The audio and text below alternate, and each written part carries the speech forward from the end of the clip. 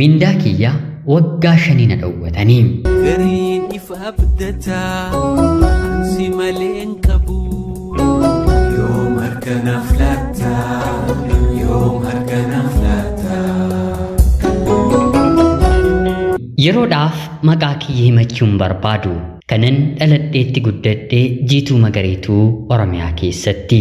Barnoota kiyyallee kutaa 1-5tti maatii kiyya bira taa'een seeraan baradheera. Kutaa 5ffaa ergan gahee booda abbaan kiyya waan boqoteef haati keenya immoo anaa fi obboloota kiyya guddisuudhaaf humna waan hin qabneef firoottan boo'ichaaf magaalaa Finfinnee irraa dhufanii keessaaf naaf guddisaa naaf barsiisaa jettee haati kiyya itti na kennite. Anis gadda abbaa kiyyaa guyyaa 3 qofaaf mana ergan ture booda gara magaalaa Finfinnee mana firaa galeen hojjechaa jiraachuu eegale.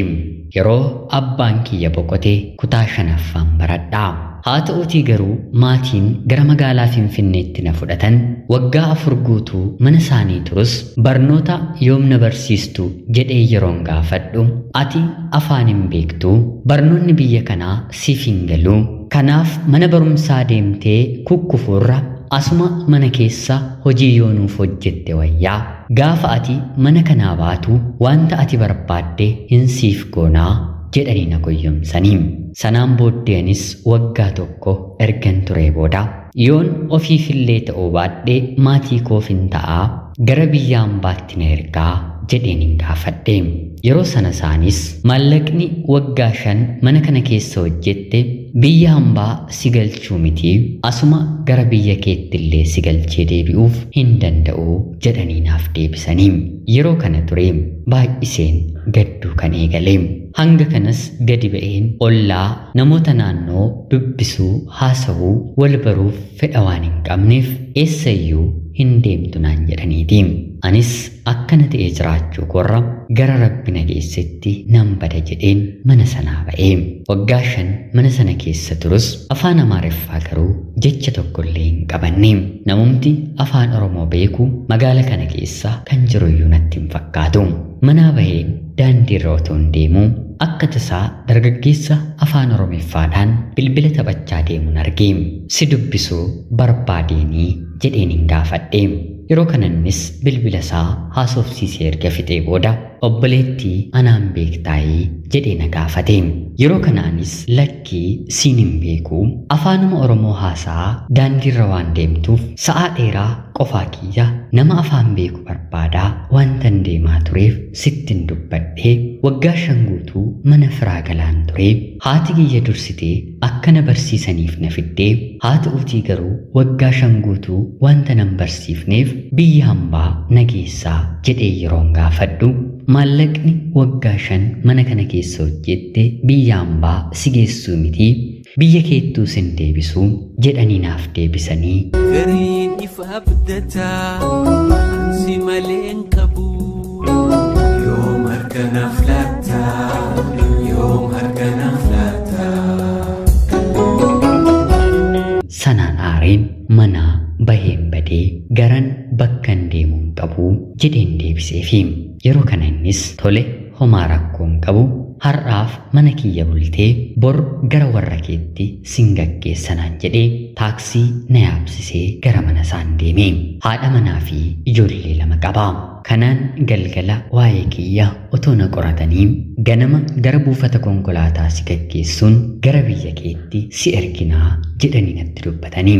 Yeroo kanaanis tarii yoo isiniif danda'ame mindaadhaan qacarameen mana namaa hojjechuu hin danda'u naaf barbaadaa jedheen gaafadheeni.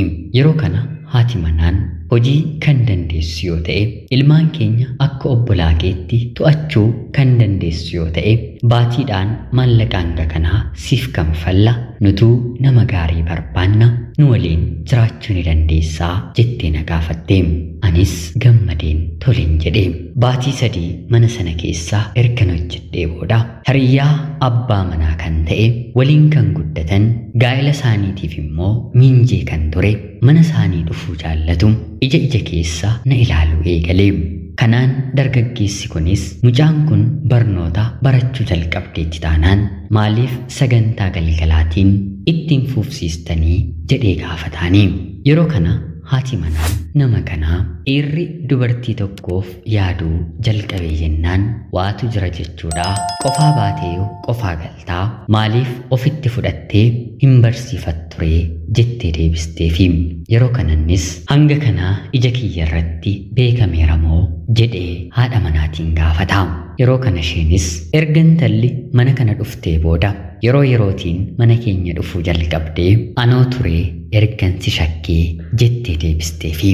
Kanaan booddee ture haati manaan maal sitti fakkaataa otoo dargaggeessi kun gaaffii jaalalaa siif dhiyeessee jettee na gaafatte. Yeroo kanaanis umrii koo waggaa 13 gara magaalaa Finfinnee dhufee jaalalas jibbas homaa waan tokkoyyuu hin beeku anoo hin beeku jedheen deebiseefi.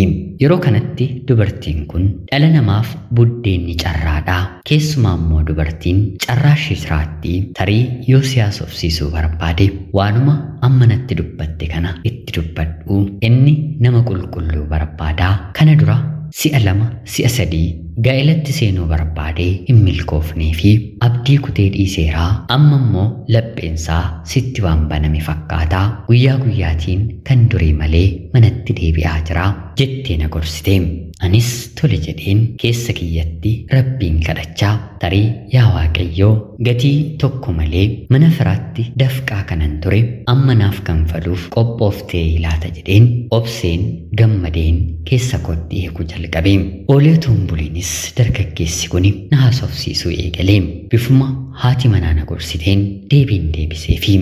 Baatii 2 qofa mana sana keessatti erga nattaasa'ee booda haadha manaa eeyyamsiisuun kanaan booddee nan fudhaanii yoo rabbi jedhe haadha manaa koon godhaa jedhee isheetti dubbate. Yeroo kana isheenis baay'ee gammadde. Anis hiyyeessadha. Mana namaatti guddachuu baadhus hiyyummaan garuu maal akka nama gootu sirriitti nan beeka. Utuu abbaan manaan koo na fuudhee barnoota na barsiisee hojii nan qabsiisne ta'ee silaa anis har'a yoona mana namaa keessaa hojjechaan jira.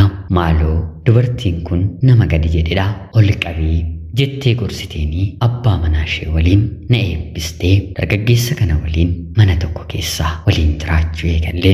Kana dura bifa ho'aa ta'een gaa'ela gaggeessus haa ta'uutii garuu nama naannoodhaan isan fakkaanne amalaan isa hin ginne waan fuudheef gaa'elli isaa qabeenya hanga yeroo sanaatti horate waliin gargar qoodameera.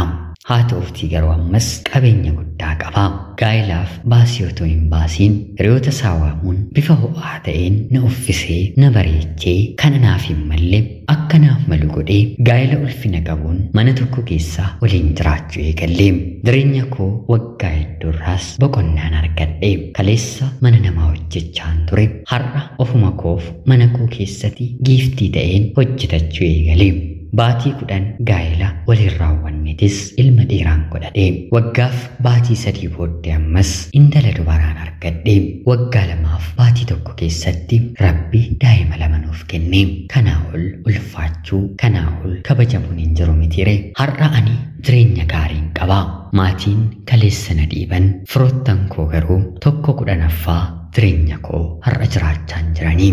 Biyyaan baadeemuu nan hawwan ture. Haa ta'uutii garuu rabbi lakki jireenyi kee biyyaan baamite garaa fira kee sitti jabeesseen biddeena siif baasanaan jedhee kunoo har'a mana abbaa manaan koo nuuf ijaare gannata kan fakkaatu keessa jiraachaa ijoollee koo guddifachaan jira. Ooleen bula malee dafqi namaa lafatti hin badu. Dhiibamuun darbatamuun hiraarfamuun obsa barbaada malee oolee bulee waanuma gaarii fi har'a ani ofiif miti. Obbolaan koo yuunivarsiitii seenan akka gaariitti haati koo immoo faallaa jireenya kaleessaa jiraachaa jirti. Kana hunda kan raawwate rabbi waan ta'eef galanni isaaf haa ta'u. Ana obboleettii keessan magaalaa Finfinnee irraati.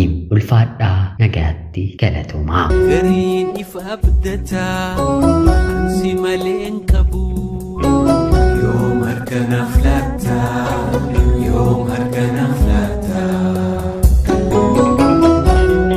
Yooyyaa shamaa akkam jirtu kabajamtootaaf hordoftoota qophii Oromiyaa 24. Nagaaf jaalalli tokkummaan bakka jirtan hundaatti hunda keessaniif yaa ta'u jecha guyyaa har'aallee seenaa obboleettiin keenya tokko nuuf ergite isiniif dubbiseen ka'a.